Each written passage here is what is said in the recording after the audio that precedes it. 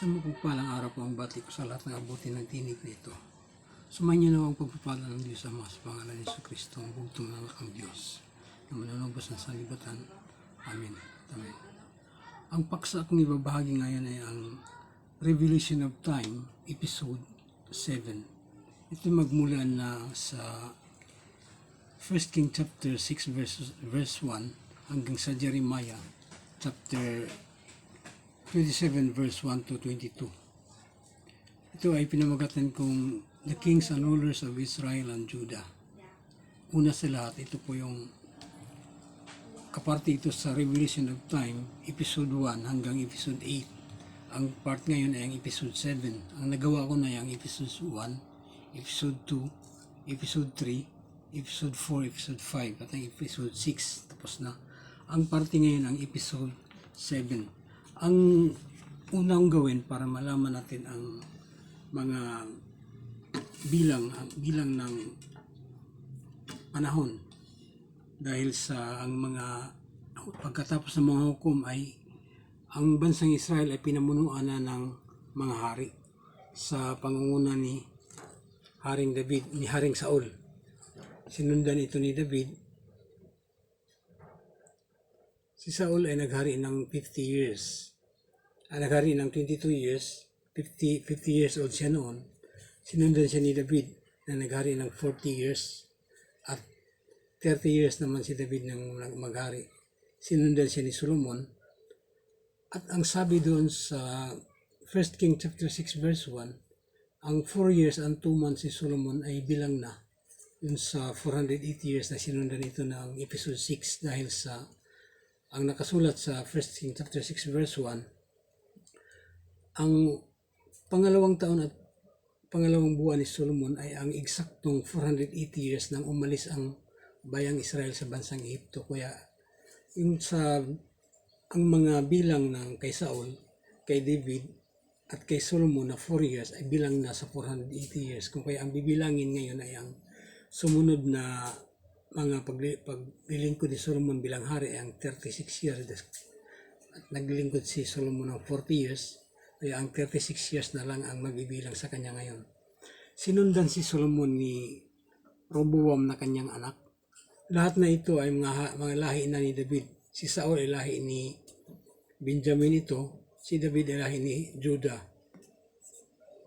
Nung si David na maghari, ang pangako sa kanya ng Diyos na ang kanyang mga anak ay ang kanyang salinlahi ang maghari sa Israel. O kaya ito na si David, sinundan ni Solomon. Lahat ito yung mga lahi na ni David. Sinundan ni Solomon, ito yung mga lahi na ni Solomon ang kasunod. Merong isa dito ang namahalaan na hindi naman siya isang babae, anak ni Akab na hari ng Israel sa kabilang kaharian ng Israel nung nahati ang paghahari ng Israel sa Israel at sa Huda. Ito naman, nung panahon ni Solomon, nahati ang paghahari. Nung panahon ni Solomon, ang yung tauhan niyang si Jeroboam ay nag-akla sa kanya. At dahil na rin sa kasalanan ni Solomon na siya sumamba sa mga Diyos-Diyosan, ay ibinigay ng Diyos sa iba ang kaharian ng ang 10 lipi ng Israel ay binigay niya sa iba sa magitan ni propeta, sa isang propeta doon. At ang sumunod na hari ay si Rehoboam. Ito ay sa Huda na ito, dahil kung sa Israel ay magulo ang kanilang kasaysayan ng mga pagbibilang ng mga taon, kung kaya dito ito sa Huda kinukuha. Dahil generation sequence at ang generation time sequence ay makakuha dito. Nakasulat na rin dito ang kanilang kapanganakan. Babasahin natin sa Biblia. Si Solomon ay namahala ng 40 years at ang 4 years ay bilang nasa 480 years na sinundan itong topic na ito. Kung kaya ang 36 years ay ating bibilangin dito sa topic na ito. Kung kaya sa 1 King chapter 11 verse 42, si Solomon ay namahala ng 40 years. Kung kaya 36 na lang dito. Sinundan siya ni Roboam. Si Roboam ay 41 years nang maghari sa Huda. 17 years ang kanyang panunungkulan. Makikita ito sa 1 King chapter 14 verse 21. Si Abias na anak ni Roboam ay walang kapanganakan, 3 years nang maghari, 1 King chapter 15 verse 2. Si Asa naman ay 41 taong nanunungkulan bilang hari, 1 King chapter 15 verse 9 to 10. At si Jehoshaphat 35 years old nang maghari, 25 years ang kanyang itinagal bilang hari, 1 King chapter 22 verse 42. Si Joram, anak ni Jehoshaphat, ay 32 years old nang maging hari, 8 years ang kanyang paghari, 2 King chapter 8 verse 17. Si Ahisha o Cosias, 22 years old, 1 taon siyang naghari, at sa makikita sa 2 King chapter 8, 25. Sinundan ni Atalia. Ito si Atalia ay ang asawa ni Joram, ina ni Ocosias. Nung mamatay si Ocosias, pinatay siya ni Haring Jeho ng Israel. Ang kaharian ay nais agawin ni Atalia, kung kaya ito'y ang mga kamag-anakan ng hari ay nais niyang ipapatay. Kung kaya naitakas si Huas na anak ni Ocosias ay naitakas ni Hosaba na kapatid ni Ocosias. Kung kaya hindi ito napatay. Dinala ito sa templo sa saserdoteng si Hoyada. At umabot pa ng 7 taon. Nung 7 taon na si Huas, 1 taon na siya noong naitakas. Nung 7 taon na si Huas, siya nga 6 na taon nang namahala si Atalia. Yan, iniluklok na siya bilang hari. Kung kaya ito si Atalia ay pinatay ng taong bayan bilang kabayaran sa kanyang mga kasalanan. Naghari si Huas noon ng 40 years. 7 years old siya noon nang itinalaga bilang hari. 2 King chapter 12 verse 1. Sinundan ni Amasias, 25 years old, 29 years na naghari. 2 King chapter 14 verse 2. Sinundan ni Uzziah or Asarias, 16 years old, 52 years nang maghari. 2 King chapter 15 verse 2. Si Jotham ay 25 years old, 16 years ang kanyang paghari. 2 King chapter 15 verse 33. Sinundan ni Ehas ang kanyang anak, Akas, 20 years old, 16 years ang kanyang paghari. 2 King chapter 16 verse 2. Sinundan siya ni Hezekias, 25 years old, 29 years ang kanyang paghari. Magkikita sa 2 King chapter 18 verse 2. At sinundan ni Manase, 55 years ang kanyang pamamahala bilang hari. 2 King chapter 21 verse 1. Sinundan ni Amon ang kanyang anak. 22 years old si Amon, 2 years ang kanyang pamamahala. 2 King chapter 21 verse 9. At si Hosias na anak ni Amon ay naghari ng 8 years old, itinalaga bilang hari. 31 years ang kanyang itinagal. Makikita sa 2 King chapter 22 verse 1. Nung pagkamatay ni Hosias, ay dito na mag-umpisa magpropesiya si Jeremias. Nung 13th year ni Hosias, unang kinausap si Jeremias ng Diyos at nagpropesiya. Ito sa panahon ni Hosias, si Jeremias. Itong Jeremias na binanggit sa kasaysayan ng Israel sa Biblia. At pagkamatay ni Hosias, ay pinalitan siya ni Huakas na kanyang anak. 23 years old si Huakas, naghari lang ng 3 buwan. Makikita sa 2 King chapter 23 verse 31. Itong si Huakas ay sa pangatlong buwan niya ang kanyang paghari, siya ay binihag ni Haring Neko ng Ehipto at pinagbuwis ang Huda ni Haring Neko at siya dinalag ng bihag at doon na siya namatay. At ipinalit ni Haring Neko na hari na sa Huda ay si Eliakim ang pangalan, kapatid din ni Huakas sa ina, anak ni Hosias, at pinalitan ang kanyang pangalan na Joakim. 25 years old nang maghahari, 11 years ang kanyang paghahari. 2 King chapter 23 verse 36. Itong space na to ay kinonvert ko ito ng months, ito years, dahil sa ito dalawang hari, si Huas at si Joaquin. 3 months lang. Pwedeng wala na rin to kasi pag hindi mo abot ng 6 months or more, ay hindi na bibilangin natin taon. Kumbaga, kung sa rounding of numbers, hindi na pwedeng bibilangin itong hindi umabot ng kalahati. Sinundan si Huakas ni Joakim. At nung mamatay si Joakim, sinundan siya ng kanyang anak bilang hari si Joaquin. 18 years old si Joaquin at naghari siya ng 3 buwan lang. Nung pangatlong buwan, ito si Haring Joaquin pala, nung pangatlong taon ng kanyang paghari, ay sinakop ni Haring Nabucodonosor ang Jerusalem. At itong time na yon ay pangatlong taon ng kanyang paghari, unang taon ni Haring Nabucodonosor, ay dinala ng bihag si Daniel. Sa Biblia, yung mga nakasulat sa aklat ni Daniel, at yung tatlong kabataan, si Azarias, Mesak at Abednego, ito yung time nito ni Haring Joaquin, pangatlong taon ng kanyang paghari, ay sinakop sila ni Haring Nabucodonosor at dinala sa Babylonia, dinalang bihag sila Daniel. Kung kaya umabot pa siya ng 11 years hanggang sa mamatay. Pinalitan siya ni Joaquin, 18 years old si Joaquin, 3 months lang kanyang paghari. Makikita sa 2 Kings chapter 24 verse 8. Nung pangatlong buwan ni Joaquin ay bumalik si Haring Nabucodonosor ng Babylonia at sinakop uli ang Jerusalem. At si Joaquin na hari ay dinala sa Babylonia kasama kanyang ina, mga opisyalis ng palasyo, mga saserdote, lahat ng mga matataas sa Huda ay dinala sa Babylonia noong time ni Haring Joaquin. 3 months lang siya nang namahala noon. Makikita sa 2 Kings chapter 24 verse 8. At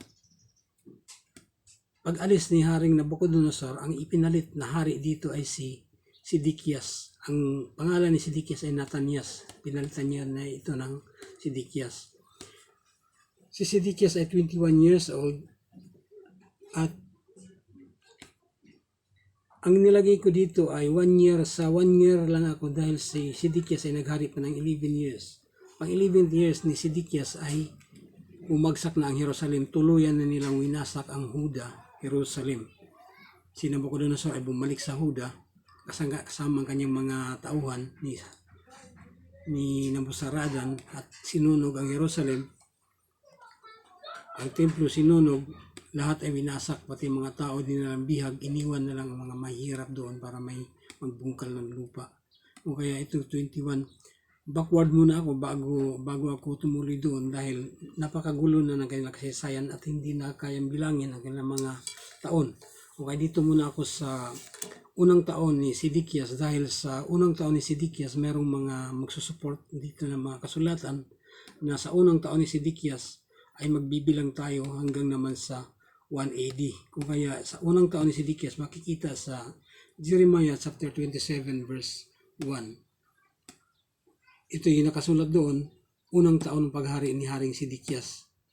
Kung lahat ng ito ay tututalin ang mga pamamahala ng mga hari dahil hindi na makuha ang generation sequence, ang time sequence, nagmula ito sa mga lahi ni Solomon na anak rin ni David, maliban kay Atalia. Ito, pagbibilangin ito lahat, tututalin ito ang 36 years lang ang kay Solomon dahil ang 4 years ay kasama na sa, bagamat ito ay bilang pa ng mga hari, sa nakasulat sa 1 King chapter 6 verse 1, 4 years and 2 months si Solomon ay bilang na doon sa 480 years na sila umalis sa Ehipto, kung kaya ang 36 years ay ang bibilangin dito.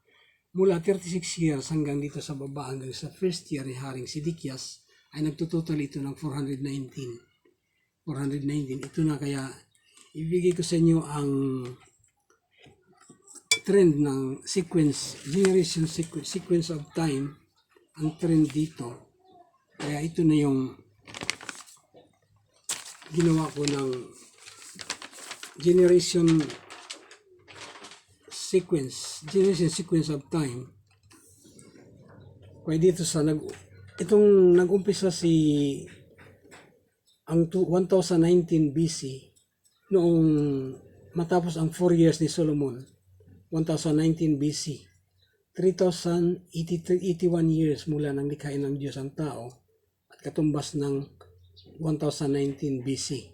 Ito ang topic, ito ay ang Revolution of Time, ang episode number 7, The Kings and Rulers of Israel.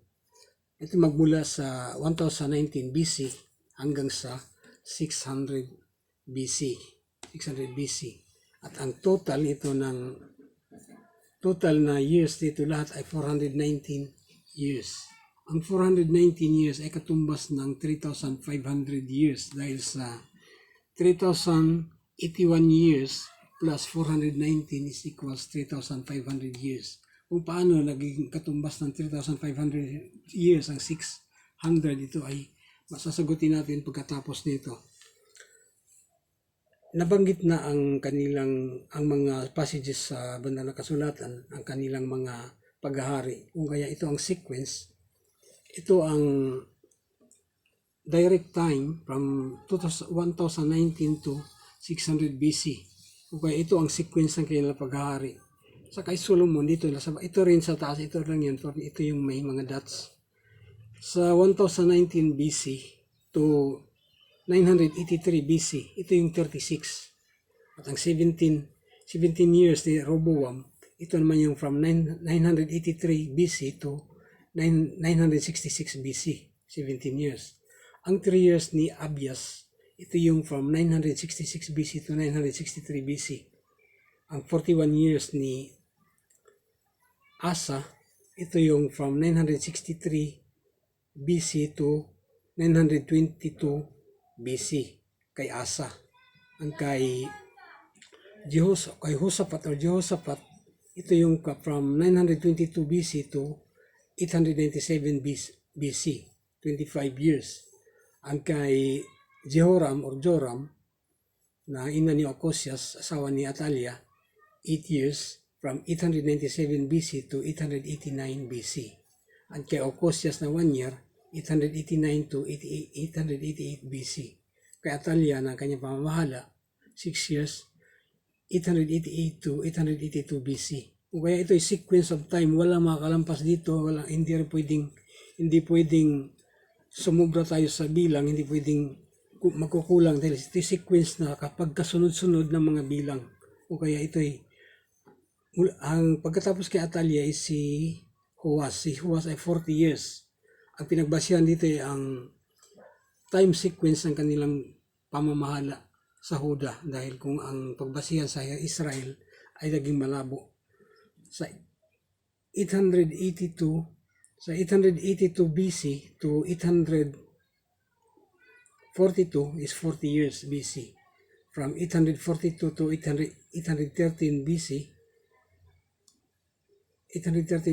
ay 29 years. Ito naman kay Amasias.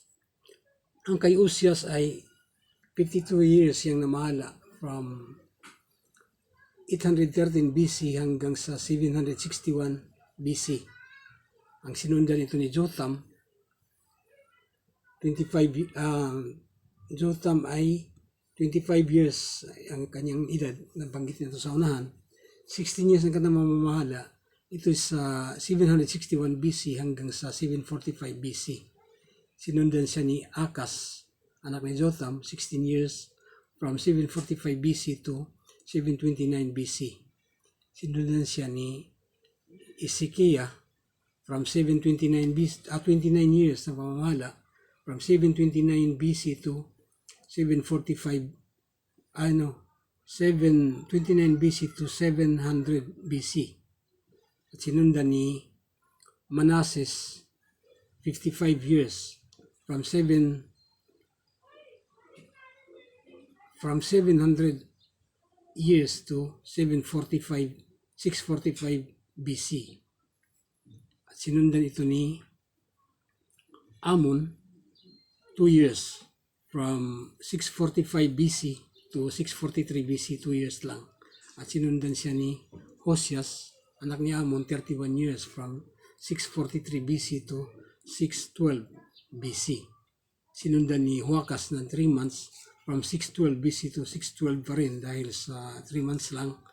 At sinundan ni Joachim na kapatid ni Huakas, anak ni Hosias sa ibang babae, 11 years from 612 BC to 601 BC. At sinundan siya ni Joaquin na anak ni Joaquin, kanyang anak ni Joaquin. Si Joaquin na anak ni Joaquin ay 3 months lang from 601 to 601 din. 3 months lang.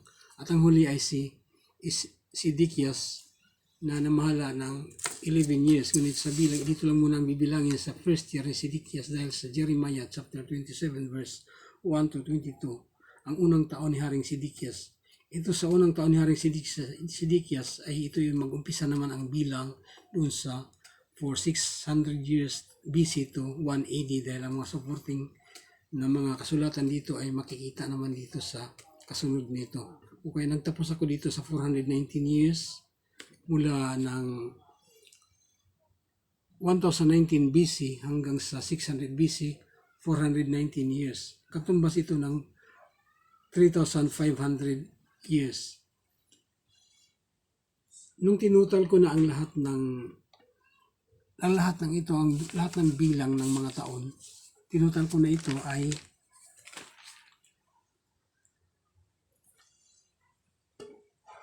nung tinutal ko na ito, sa episode 1, 1656, episode 2, 350, episode 3, 142, episode 4, 40 years, episode 5, 413, episode 6, 480, at ang episode 7, itong episode ito, ang 419. Nagtototal ito ng 3,500 years. Kung kaya, ang kasunod ito ay 600 years. I-add ko itong 600 years, yung 180 is equals 4,100 years.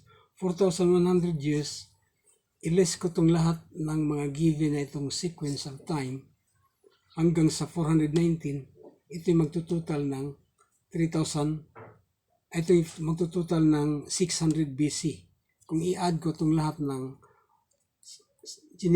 time sequence na ito, magtutotal ito ng 3,500 years mula ng episode 1 hanggang episode 7. At 3,500 years plus 600 is 4,100 years. Ito yung kabuuan lahat. Kung kaya ito na, dito na ako magtapos sa topic na ito na Revolution of Time, episode number 7, ay ang The Kings and Rulers of Israel, the 419 years. Sumayin niyo na ang pagpapala ng Diyos Ama sa pangalan ni Jesu Kristo, ang utong ng Diyos na mananubos ng sanlibutan. Amen at amen.